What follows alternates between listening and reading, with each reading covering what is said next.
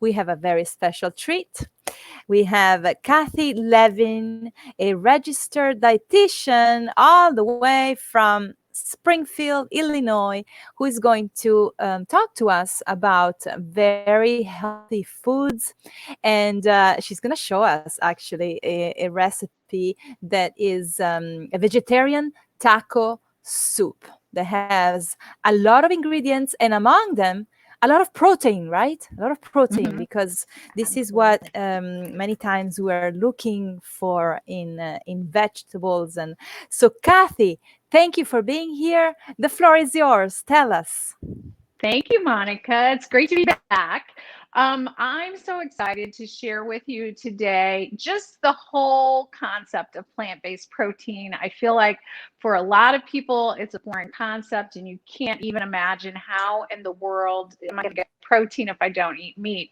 And this taco soup that I'm going to walk you through today is one example. I always call it it's a fan favorite recipe because everybody loves it. It could not be any easier. As I always jokingly say, it takes more time to open the cans than it does to cook this. So essentially, you're going to throw everything in a pot. So this is my Instapot version.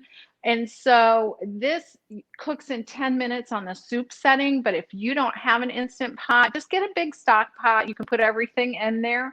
It's a plant-based version, meaning there's no meat. You could, if you're a flexitarian, which means sometimes you're eating a little bit of meat here and there. If you're a flexitarian, you could put maybe some lean ground turkey or chicken in there, something like that. So just know that. So what I always use is veggie crumbles, and this is one of my favorite brands. So these you can buy in the frozen section. You just use the bag. But I did want to point out to you another option that exists out there that is probably the most economical thing that you could use in substitute for ground meat. And it's called textured vegetable protein. I always jokingly say, could they come up with worse names for plant-based things? I mean, that just sounds horrible. Essentially, it is the byproduct of when they make soybean oil. It's made from soy. It is the byproduct. It's the protein part that remains. They also make these things called soy curls. People use them What's instead the of name like again? What's the name again? textured vegetable protein. Oh, So okay. you just rehydrate it with some water or vegetable broth, and it too becomes like a ground meat, but super, super inexpensive. So if that's something that holds you back, this is thing. The other thing I would tell you about this particular brand, it is not made with soy. It is made with, again, this sounds kind of sketchy. It's made with something in the family of mushrooms. So it's actually a fungus-based thing called mycoprotein, and that's what this is made with. So for people who don't do soy, this is a good option, this particular brand. So just know there's different options. The other thing I would tell you when making this recipe, if you don't want to have any of that, just put 2 extra cans of beans in. So I'm not going to like formally make this as I stand here today, but I'm going to walk you through the recipe because it couldn't be any more simple.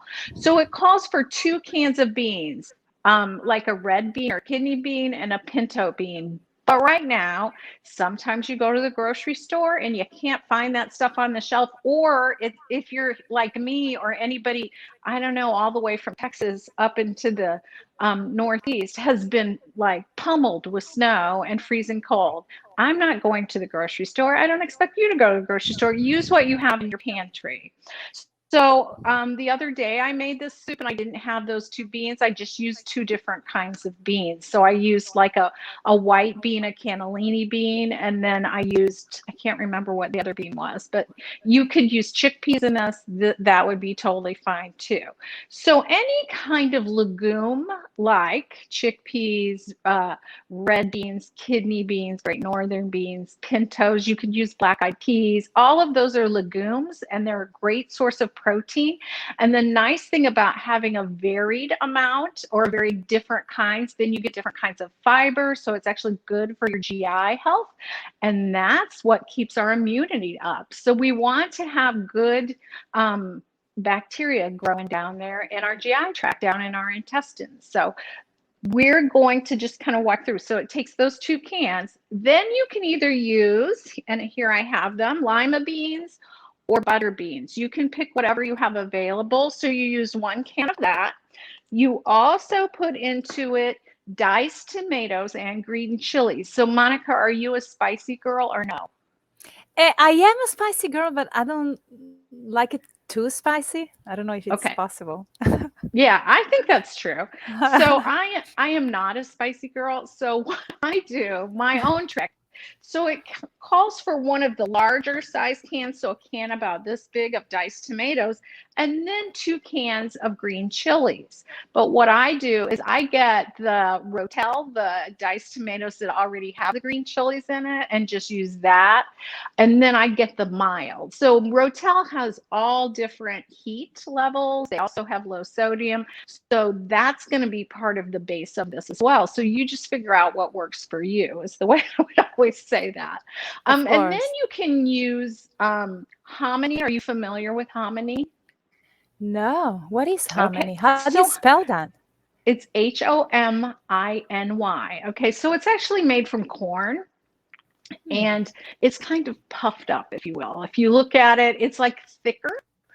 So if you don't like hominy, you can't find hominy, you could use yellow or white corn, either canned or frozen. So you have all, What is the specialty of hominy? What's the difference? it's just a different consistency and it does not taste like corn. I know years ago, supposedly it was, again, this does not sound good, but it is okay. It was, they used to treat it with lye, like what people used to wash in the olden days, like they would use lye soap to wash things. I don't believe that's how it's processed now, but I don't exactly know. But it's made with corn. It's a corn derivative, essentially. Mm. So with all your canned, because we have a lot of canned stuff here, right? So what I always recommend is you take a strainer, right? And you're going to open all your cans. You're going to dump, just you can dump all of them except for the tomatoes. Don't put the tomatoes in there.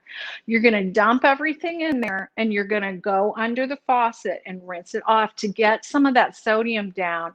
So you can cut back the sodium in canned beans and canned vegetables by about 30% if you rinse them off. You drain them, rinse them off, and then put them into your pot to make the taco soup. Now, the other little trick on this is the seasonings, okay? Now, also, if you didn't want to use canned beans, by all means, you could take, and I have some here, you could take some dried beans and soak them overnight or cook them in your pressure cooker, and then you don't have to worry about the sodium so much. So the seasonings for this are very simple. It's 1 packet of dry ranch mix, okay? And 1 packet of taco seasoning. And you The whole want to look thing. for, The whole you put the thing. whole thing in. Yep. And that's going to what gives you the seasoning. What you want to do for your taco seasoning is look for the low or no sodium. So this brand is Old El Paso and it is 25% less sodium. But there are some brands out there where there's no sodium, or if you ever need a recipe to make your own, I can give that to you as well. So that has no sodium in it either. So you're going to put that in there. You're also going to have minced garlic. There's a little clove of garlic there. You're going to have minced garlic and 2 cups of water. And you're just putting everything inside your pot, whether it's an Instant Pot or you're putting it on the stove. You're putting it all in there. If you use the Instant Pot, you set it with on the soup setting for 10 minutes. If it's on your stove, you're just going to cook it so it simmers for about 30 minutes. And then when you're done, what you'll have is this wonderful, delicious taco Wow. soup. And super high in protein and fiber. Also, all sorts of vitamins, all sorts of phytonutrients because it's plant-based and there's no meat in it at all. So That's wonderful. And this machine that you have, I've never seen it. So it's like inside of a pot, it turns on with yeah, an electricity, with electricity. sure. So Instant Pot is like an electric pressure cooker. So you just put all your stuff in it under pressure, it builds pressure up and it cooks it much quicker Now it won't brown things. You can brown it before you turn it on, like if you had meat. I mean, I don't cook meat, so I don't have to worry about that. But so there is a setting on it usually called saute, where you can heat it up if you wanted to saute your onions or your garlic prior to going and turning it on. But And it what is cooks very what is fast. the difference between a pot, a normal pot on the This stove, it and cooks this? it Number one, it cooks much faster. And number two, because it's under pressure, it pushes the Mm, flavor into the different ingredients. Yeah. I need to get one of those things. And You do. I just need space in my kitchen. And so you put everything in, and then how long do you set the timer or the temperature? For this one, there is a soup setting on here. And so I push the soup setting and then 10 minutes, and that's all I have to do. Now, it'll take you a few more minutes than 10 minutes because it has to get up to pressure. But once it does, it will only be 10 minutes that it cooks. In other words, you're going to set it and forget it, walk away. You don't have to deal with it. You're just putting the ingredients in. And like I said, by the time you open up all your cans, that took more time than throwing everything in there and being done with it. So Wow. And the water, you just put what, 1 cup? What did you say at the beginning? two Two cups. cups. Yeah, It's not two much. cups. Wow. And Yeah. it will be enough. And how many people is for how many people this So I made this the other day and I had 3-quart size jars. It was a lot. I would say that it makes at least I would say 8 servings, if not more. Depends on how much people want in their bowl. So Wow. yeah. That's wonderful. And it's all, and then you can top it with, it depends if you're vegetarian or if you're, Right. Right. if So you want to make it. you could put some non-fat, because I'm big at this, is very low in fat too, so it's lower in sodium, lower in fat than your traditional recipe. But you could put some non-fat shredded cheddar, or you could use like a vegan cheese if you don't do any dairy. You could also use non-fat Greek yogurt instead of sour cream on top, or a vegan type of yogurt if you wanted to, a plain one. And then I always like to put crumbled tortilla chips. And I just make my own chips by using the tortillas and then cutting them in little wedges with a pizza cutter and then popping them in my air fryer or in the oven. And they crisp up really nicely. And then you can have them with anything you would ever have tortilla chips with. Wow, that's another session. It Those is. chips It's a sounded whole really nother good. one.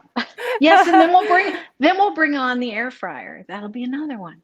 Ah, the air fryer. I don't have an air fryer. That's See, interesting. I'm Air just fryer. gonna. You have an air fryer? How do you fry Yeah. without oil? Yeah, absolutely. It's the Wow. air goes around everything and crisps it up very quickly. Ah, you surprise me every time. That's interesting, Kathy. And so this is a delicious. I am so hungry now. So if you want to know the exact recipe, just Mhm. go to Kathy's website. We have all the links in the post, or send her a message. Leave a message, and she will tell you exactly what ingredients she used and the brands and everything. But this was wonderful, Kathy. We have to see you again with Absolutely. with more recipes. And this one is a protein boost recipe, correct? Yeah, it's got quite a bit of protein in it. Let me see. I have my little, hold on, I'll take a peek. I have it sitting right here. It has 13 grams of protein in it, only 1 gram of fat, and then there's 8 grams of fiber. So 8 is a lot, you guys. That's about a third of what you need in a day for your fiber. So That's wonderful. And you picked up that piece of paper. You have like a special I have, yeah. announcement. So if people are interested in trying to stock their plant-based pantry, I have a great little handout, and inside of there too is the taco soup recipe. So it tells you everything that you need to have on hand just so you're at the ready. I think it's so important, especially with everything going on in the world right now, that your kitchen is stocked so you're ready to make something. Or like for me, last night we had about 10 inches of snow here, and the temperature was well below, I think it was in double digits below zero for the wind chill. And so there was no way we were going out to get anything from the store or carry out. So thankfully, because I tried to keep my own kitchen stocked, I had stuff to make and we were good to go for dinner. So That's wonderful. Well, remember, so stock up with all the right ingredients and cans, and if you want to know more, go to Kathy's website. She has wonderful recipes and all different kinds of tips to live healthier. Thank you, Kathy, for being here, and I can't wait for the next one. Yeah, no. So thank you for being with us, and I'll see you very soon. All right. Thank you for inviting me. Mwah. Bye Ciao, bye. everyone. Ciao. Buon appetito.